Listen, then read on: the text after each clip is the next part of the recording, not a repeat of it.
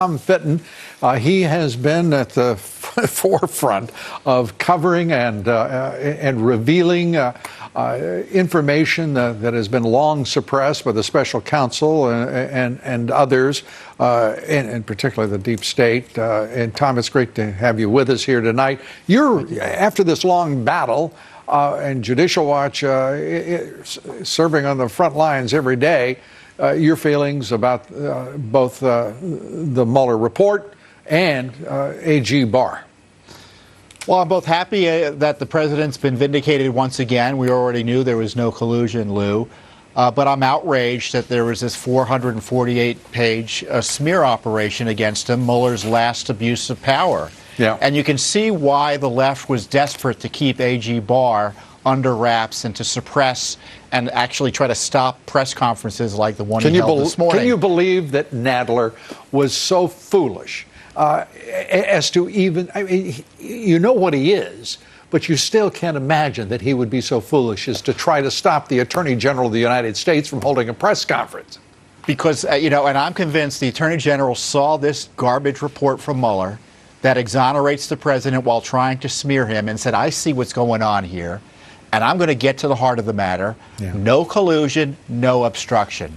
And the Mueller team, I'm convinced, and the Democrats knew this is in the offing, wanted to just drop this report on the American people. 448 pages of, hocus pocus and it's fairly silly. It's fairly silly. Innuendo and fake legal analysis, a big op-ed against the president. You know, if I hold it up Mueller, like this, and Barr wasn't going to let him do that. This makes me feel very authoritative about holding up this this brick of nonsense, redacted. It doesn't even invite curiosity.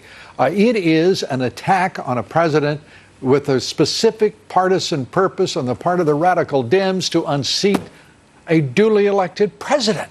That's they right. stole an election, a midterm election, on the basis of maintaining this garbage and perpetuating a special counsel who found nothing, zero. And as you know, Lou, and you may recall, we talked about this last week, I never thought there should have been a Mueller report because we suspected this is what the goal was. Absolutely. To have the Justice Department write hundreds of pages criticizing the president for exercising his responsibilities as president. This president is attacked in this report for defending himself. Yeah. Against criticizing false a DOJ, charges. Against false charges and an absolute conspiracy to overthrow the government of the United States. And you criticize the Justice Department and the FBI for abuse of power, and the suggestion from Mueller is, well, that could be obstruction of justice potentially. Yeah. Don't tweet at me because I'll put you in jail. That's the suggestion here. The president was so right to fire Comey. He was right to criticize Mueller. Frankly, he should have shut the Mueller operation down, especially since, as we've discussed before, they've known for at least a year there was no collusion, and they were just fishing around, hoping to ensnare him in an obstruction charge that they knew had no basis. You agree with me that it is appropriate to infer from the June 2017 leaks from the special counsel's office that they were pivoting to obstruction of justice rather than collusion, that they were, for partisan purposes, specifically to steal the 2018 election, keeping the special counsel investigation alive for that reason. Well, exactly. You know, Rod Rosenstein, who was there this morning, he said the same thing Barr said a year ago. No Americans knowingly participated in this effort to impact the election by the Russians. They've known it. DOJ at leadership levels have known it. Yeah. And I love AG Barr. He's a great man. He's doing the right thing here. Yep, he certainly is. Look, the DOJ has got to start policing itself. Well, this has got to be a wake-up clear signal to us politically that the DOJ is a law unto itself and needs to be have its wings clipped and controlled constitutionally.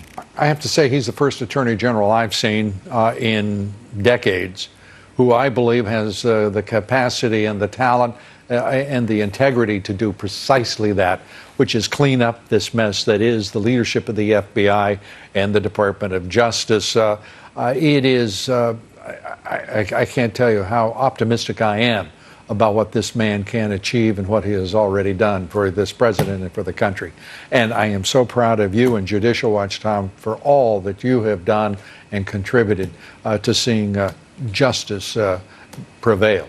Tom Fitton, thanks for being with us. We appreciate it. You're welcome, Lou. Thank you for the good word.